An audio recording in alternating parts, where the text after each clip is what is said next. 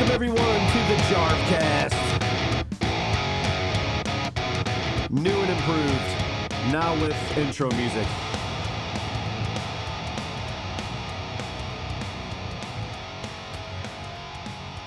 And nice little fade out. Welcome to the Jarvcast. It's February 28th. I'm glad to be back. It's been a great month. February has been incredible. Honestly, it's been one of the best months of my entire life. Now, unfortunately, I'm not going to be able to get into what I did in February, but you will find out soon enough. And February also brings spring training for Major League Baseball, which, of course, is my favorite sport. Greatest game ever. They've changed a few rules to try to speed up the pace of the game. They've added a pitch clock. By the time the pitcher gets the ball, they get about 20 seconds to pitch. And in that time, the catcher's got to be ready. The batter's got to be in the batter's box. And if the batter's not, he gets a strike against him. If the pitcher's not ready, he gets a ball against him. So there's penalties if you don't do it. And so far, it's actually, the average game's about a half hour shorter than it was last year so far throughout spring training. So that's good for the game. I mean, young kids don't want to sit there for 3.5 hours, you know, in one spot. And I've known plenty of adults that don't want to do it either. I've been on many dates to baseball games where by the 7th inning, they're ready to go. Because it's a long game, and if you don't know or care about what's going on, it's going to be really boring. You know, I can try to explain, like, there's a million things going on right now, but no, if you're not into baseball, you're not going to care, you know? So I guess their goal is to try to get some of the non-baseball fans more interested in the game. Who knows if it'll work or not. I know that I'm excited watching the Cardinals because one great part about spring training is you get to see a lot of the young players that are the future of the team. And for us, we got a couple young guys that are honestly showing that they're just as good, if not better, than some of the players on the team. For example, this Mason Wynn at shortstop, he's got speed, he's got great defense. And I mean, the guy that we had last year, Paul DeYoung, batted 157. I'm pretty sure Mason Wynn is going to bat better than 157 too.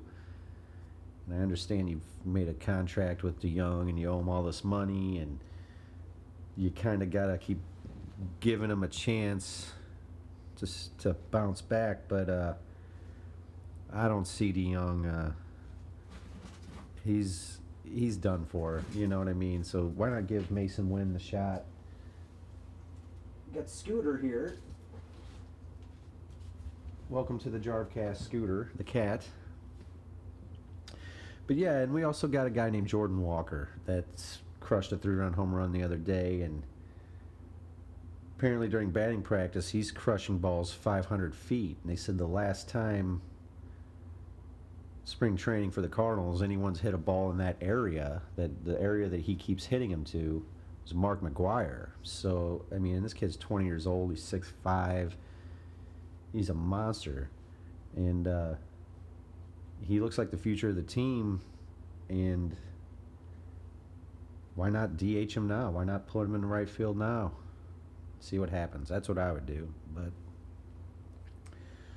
I'm not a Major League Baseball manager.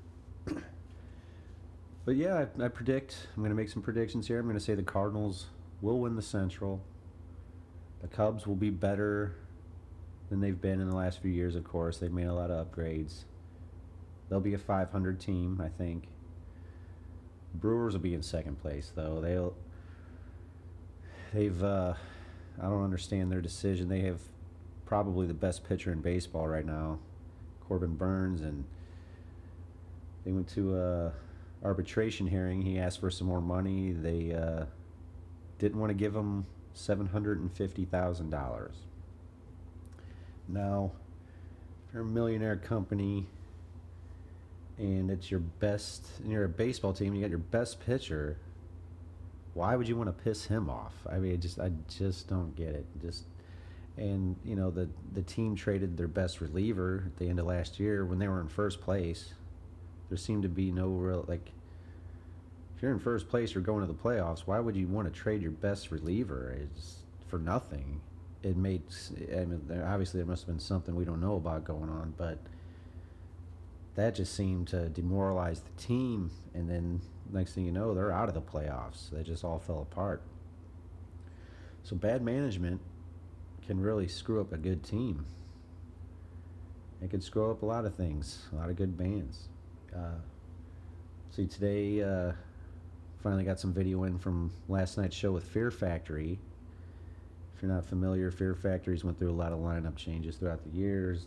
First they got rid of the guitar player Dino, which turned me off. He was one of my favorite parts of the band. So there was a little era where I wasn't really that into him. But then they got Dino back, and that was cool to see the reunions. And I'm a fan of Burton C. Bell. And so it was good to see that reunion, but they didn't have the original drummer, which was another. I mean, it's kind of weird that you get an idea of your favorite lineup in a band or the classic lineup, and you hope for that. But last night they got a different singer now and a different drummer. So this is not even the replacement drummer. This is a new replacement drummer. It's a guy from Havoc. Played some shows with him many times. So good for him. Congrats. But the singer, I mean, he sounded like he did a great job. I listened to the clips, and you close your eyes, you would think it was Burton C. Bell on the CD. And, so, of course, I'm sure we'd all rather have Burton C. Bell up there. But, bands got to move on. It's if one guy's bringing it down, or I'm not saying he did or whatever, but I don't know the situation there. But you gotta just move on sometimes. I mean, they haven't done a show in like 7 years, I think it said. So I'd rather see Fear Factory with Dino and some other guys than, I guess, no Fear Factory at all. I guess that's my point here. But he did sound good. It's worth checking out. And I guess I could tell a Burton C. Bell story here. He was on the 99 Bottles of Beer, Booze Hounds, and he did a great job, and he went above and beyond. He made us a couple extra videos to promote it, and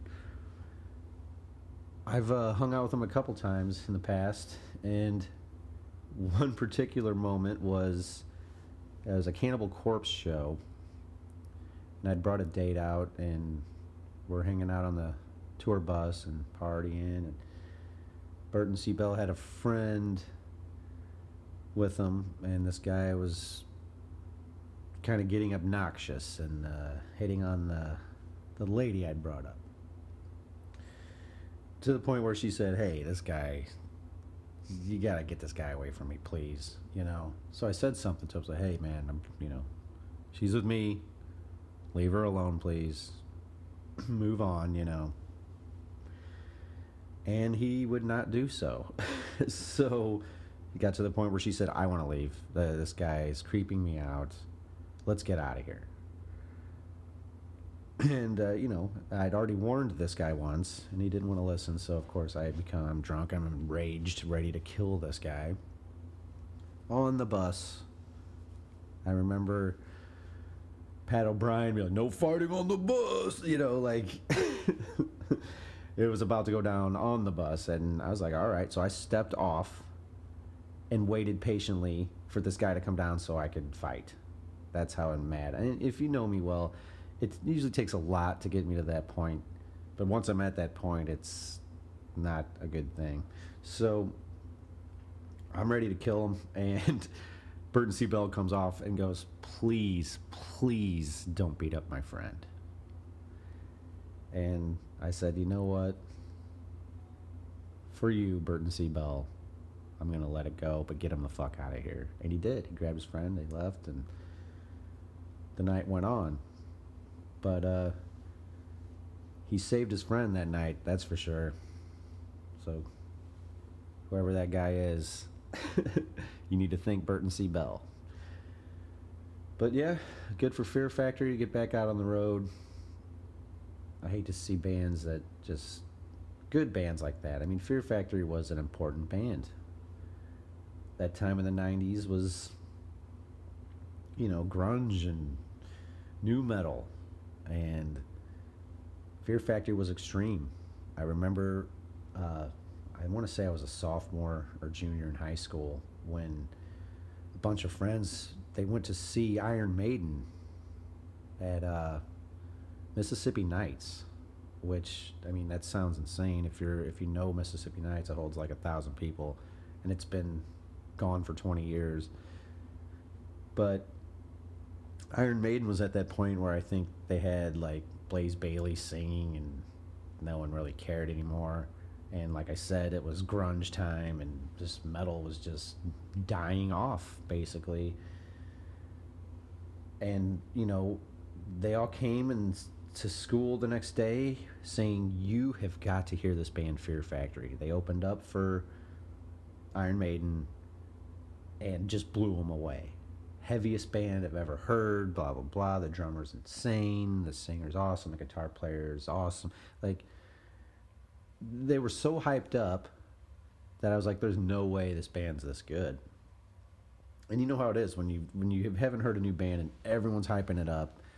9 times out of 10 you listen and you're disappointed. You're let down a little bit. Well, this was one time where I listened to Fear Factory and I was like, holy shit, this is awesome, Can't deny it. And then went and saw them live, of course, and it confirmed that, they were just a great band, and good to see them back. Welcome back, Fear Factory.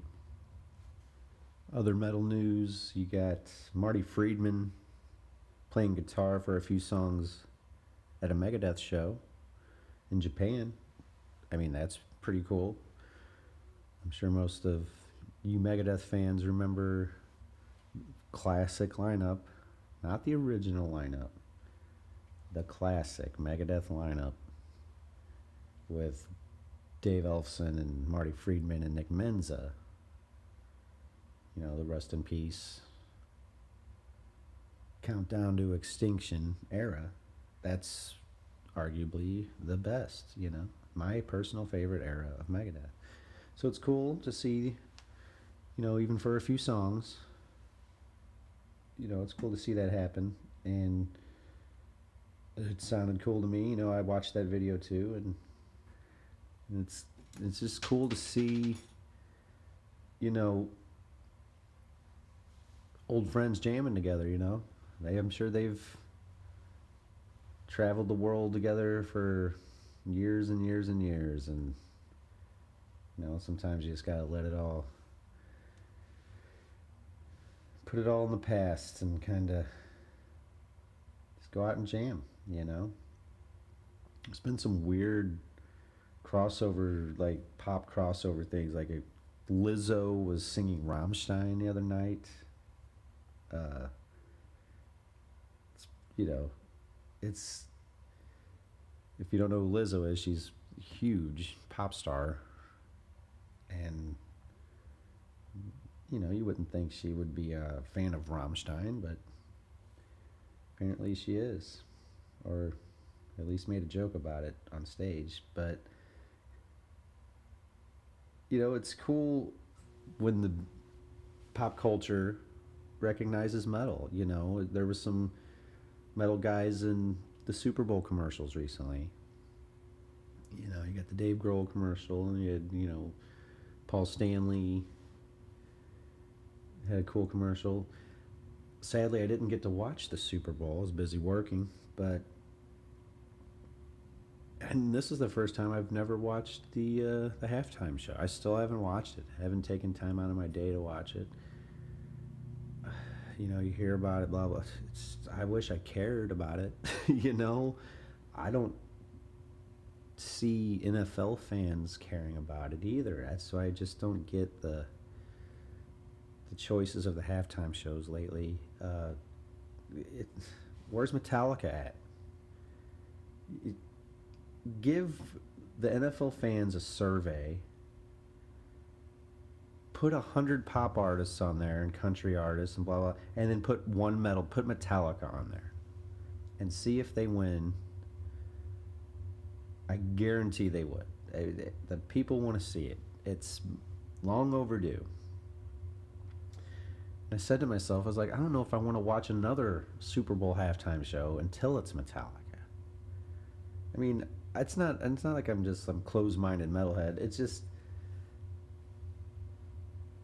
I mean, Prince was probably the best one. They've had some great halftime shows over the years, and they've had some hard rock guys up there. I mean, actually, I heard Nuno Bettencourt was on stage playing guitar with Rihanna, so you got somewhat of a, a hair metal guy up there. That's pretty cool. But Metallica's got to do it, and I mean, they've been in the Rock Hall of Fame. They've been around. Everyone knows Metallica. They could do Enter Sandman and Nothing Else Matters and whatever. They don't have to come out and play Dyer's Eve. But it's just long overdue. NFL needs to get their act together. Book Metallica. Whatever it takes. So yeah, you got, a lot of festivals being announced. You got new festivals being, the Milwaukee Metal Fest, new old fests coming back. It's a good time to be in a metal band. And it's great. Speaking of festivals and metal bands, and Nest will be announcing a festival appearance within the next couple weeks. It's some newer thing, but it'll be cool for us. And we got a little weekend of shows that'll be coming up in August. So I can say that. And so those will be announced shortly. We wrapped up all the recording for the Covers album. It's mixed and mastered. Sounds great. Thank you to Gus in Uruguay for hooking it up for me. This guy's done some good work for me in the past, and hopefully will continue to in the future. Nest did a split with his band. It's on Spotify. You can check that out. Vermiform.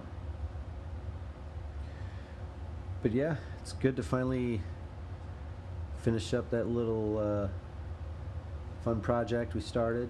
It just came like, hey, it really started at a band practice where the drummer was listening to Nirvana, and I was like, oh, well, I know all kinds of Nirvana cover songs, And the bass player goes, well, I'd always wanted to cover Breed. I'm like, well, I know Breed. Here it is. And 3 riffs. Taught it to him. Played it right there. And was like, well, if we ever need that for a encore, we got it. And I wrote a list of a bunch of songs and said, hey guys, let's choose some of these. And turns out the guys liked all of them. So there was only one song that didn't make the cut, and that was 38 Special, Hold On Loosely. However, hey, could throw that on volume 2 someday, you know what I mean? So excited about future for Nest. Great to jam with the guys every Sunday. However, the weekly jams might be coming to a halt because big announcement here, folks. I'm moving to Louisiana. Going to be about a half hour north of New Orleans, French Quarter. A town called Slidell. Very excited about this move. Gets me a little closer to housecore, Scour Boys. It's something that has been crossing my mind for probably 10 years now. I've seen myself moving there, said it in the past. The only thing that has stopped me from doing it in the past is the weather. And I think I even touched on it in the first Jarvcast, because there's just, the hurricanes are going to keep coming down. The floods are going to keep happening. But what I've realized is that happens everywhere. It's not just New Orleans.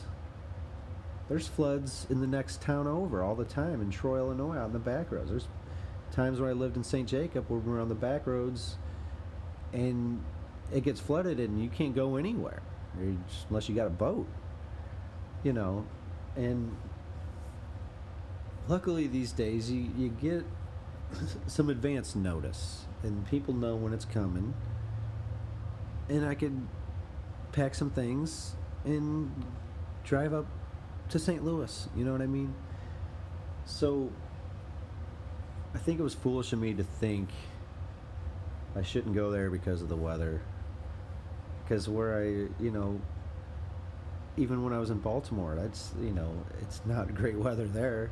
I think even today they're about to get hit in the Northeast with another crazy storm. There's just been, the Fear Factory tour, the first date, got canceled because of a snowstorm in California, where the highway patrol shut down the highways so they couldn't drive to their show, and in California once again. So there's crazy weather everywhere. I shouldn't have let it deter me for so long. However, staying at home and my mom's in the next town over, seeing my dad almost every day is great. And I'm gonna miss all that. I'm gonna miss Scooter the cat. I'm gonna miss a lot of things. I'm gonna miss my job. It's a stressful job, but the people there are great. They're nice to me. They're fun to talk to. It's something I'm gonna miss. However, sometimes you gotta take risks in life, and you gotta do what your heart's telling you to do. It sounds cliche, but there's been things pulling me down there. It seems every time I'm there, I feel like I'm comfortable here. I like the vibe here. I like how people treat me here. It's dangerous. It's one of the most dangerous cities. Well, so is St. Louis. It's dangerous everywhere. If you don't know where you're at, and you're not watching your back. I had a friend mugged in broad daylight a couple weeks ago in New Orleans, just on the French Quarter. It's like, and apparently the carjackings are blah blah blah. You hear all the negative stuff. But how about when I went to the parade for Mardi Gras, and it was the best time, and everyone's having a blast. Everyone's having the time of their lives. There's 80-year-old men dancing with 25-year-old women. I remember seeing this guy's face saying, that guy's having the night of his life, and he's 80 years old. And it just, no one had a care in the world. Just have a good time was the vibe at this parade. It was my first real New Orleans Mardi Gras parade. And really, it's basically a float comes up, and then behind the float is a crew of musicians and dancers, and they'll stop for a second, play a song, dance around, and then they move up the road, and then here comes another parade float. And apparently, this one was more of a adult parade, Crew to View it was called, and there were a lot of sexual floats. There was apparently they weren't big fans of the mayor. Basically, she is having an affair with one of the police chiefs or something. And I guess how everyone found out, it was I thought it was a funny story, that they were doing a press conference and they were all supposed to wear the same shirts, and they had their last names on the shirts. Well, apparently the mayor accidentally was wearing the police chief's one. The police chief's was accidentally wearing the mayor's. Like they switched shirts on accident, and that's kind of how it revealed to everyone that they were having an affair. Blah blah blah. Anyway, all the floats were themed about this thing because I didn't understand, like, what the hell does this mean? Like, and someone's like, oh yeah, the mayor's screwing the police chief, blah blah blah, we all hate the mayor. Oh well, okay. So it was like, it had some political things about it, but it just overall a blast. Best parade I've ever been to, and you know, I look forward to it next year. And I'm excited about the music scene down there. Like, St. Louis has got a great scene going, but as usual, it's like a flyover destination for a lot of tours. New Orleans is a little bit different. So, I mean, it's not. I'd say the issue I've had in the past with New Orleans booking shows is like they don't offer the same amount of money as, say, Texas shows, or a lot of other places. However, it's because a lot of people down there don't have the money, and there's not the biggest population down there of metalheads either. But usually at the end of the day, you'll sell some merch down there. You know what I mean? It's not the worst place to go play metal shows. That's for sure. But just a quick look of some of the acts that are down there this year that aren't playing St. Louis has already got me excited. Like Duran Duran is playing in June. In May, you got the Mars Volta. Like, I've never seen the Mars Volta live, so very pumped about that. And then Depeche Mode. I mean, you got Jazz Fest. It's just seems like a great place for me to be. And when it comes down to where, oh, I gotta go get a job, well, what I've been doing for the last 20, 30 years is waiting tables at fine dining restaurants. So down there, I mean, that's a destination. People come from all over the world to eat there and party there. I would imagine I'm going to make twice as much money down there. But yeah, it's going to be sad, kind of not being able to jam with the dudes every Sunday, but I think they understand the situation, and just like Scour, when the show comes up, we just got to get together and rehearse a little bit and go play the show. We're at the point of Nest where we've been jamming every Sunday for a while, so we know a lot of the back catalog, and we're working on some of the newer songs on the unreleased albums, to where we can piece together a set pretty quickly, jam it a couple days in a row before a show, and we're going to be more than ready to go. Guys know how to do their homework on their own. So not too worried about the Nest practices. I'm a little bummed about it. I'm going to miss it. But the show goes on. We can be in a practice room within a day. If some emergency comes up, it's like, oh, we got a show offer for this weekend for a bunch of money. Well, I could drive up there, we can practice and make it happen. We're not quite as spread out as Scour, of course. So, and we're only a 3-piece, so it makes things a lot easier.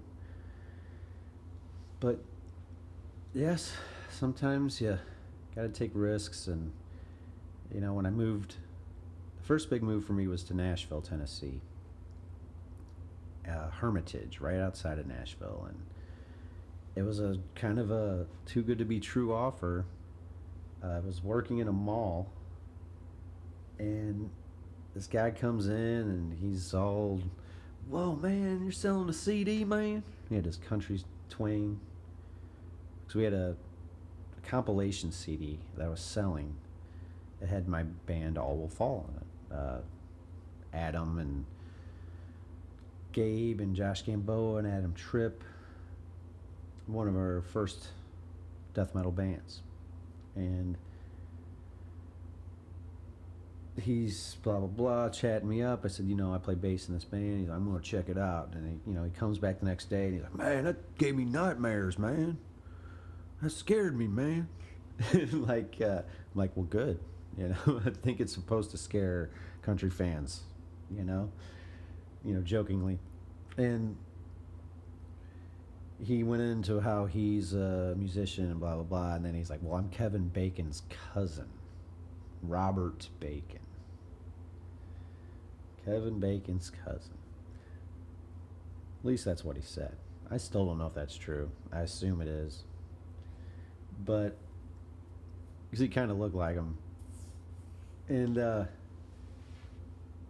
he promised me he'd pay all my bills, buy all my food, pay for my rent.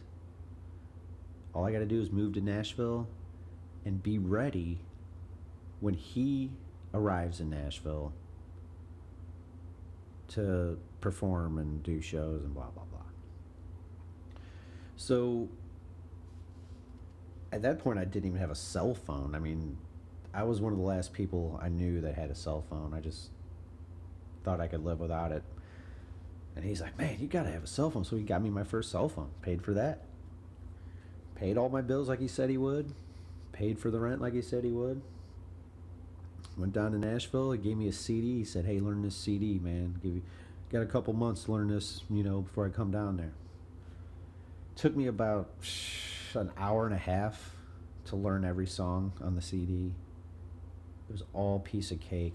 C, G, C, boom, boom, boom, boom. I mean, I tabbed it out and had it done in one day. And then waited. Basically every day I'd just go get a 6-pack of beer, go to the beach or go to the pool. We had a pool at the apartment complex, and they had a water park across the highway. And I waited and waited, and the guy just never came. He kept paying his bills. I'll be down there, And it got to a few months into it, I was like, man, I need to get a job or something. I'm seriously just bored to death. And he's like, no, man, you can't get a job. You got to be ready for me when I get there. And I'm like, well, then get down here. What are you waiting for, And finally, I gave him another month. And then I said one morning, I was like, you know what? Screw this. I'm out of here, man. He never came. We never practiced. Never. It was unbelievable. And every time every once in a while, I'll look him up, see if he's done anything. And it's usually just someone complaining about how. And he's done some shows. I bet he's done a couple concerts since then, and that's been 15 years or something. But basically, just I don't know, the best way to put it is he was just like a fraud. I went into the studio with him once and watched him record vocals, and he was trying to sing this part, and he just couldn't do it. It was just not good.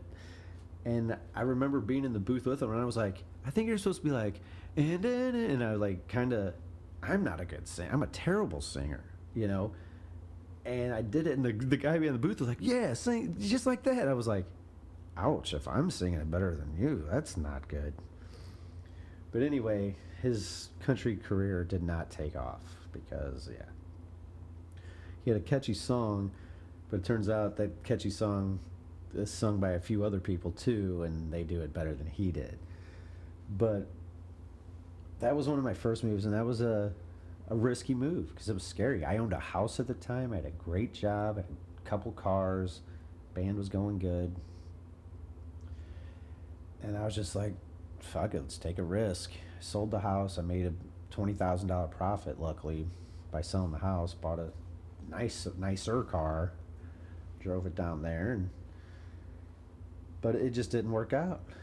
And ended up coming back home. And then the next big move for me was to Baltimore for 8 years, and that was another big risk. I remember a couple nights before I moved out, I was at the bar at Mike Shannon's restaurant, and one of my old buddies was waiting tables that night, and he came over, and I told him the story, hey, I won't be up here much anymore, and moving to Baltimore, to join this band, Pig Destroyer. And the look on his face was like, what? And he looked at me and said, do you think this is wise? And I'd explain to him, like, this band's a big deal and I'll make some good money. But I remember at that time I had 3 cars, lived in a nice house, had a great job. Folklore was getting off the ground, just signed a record deal.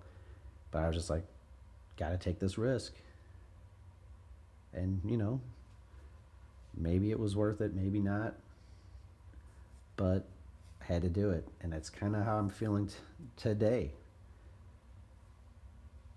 Go down there, have some fun, see what happens, take the risk.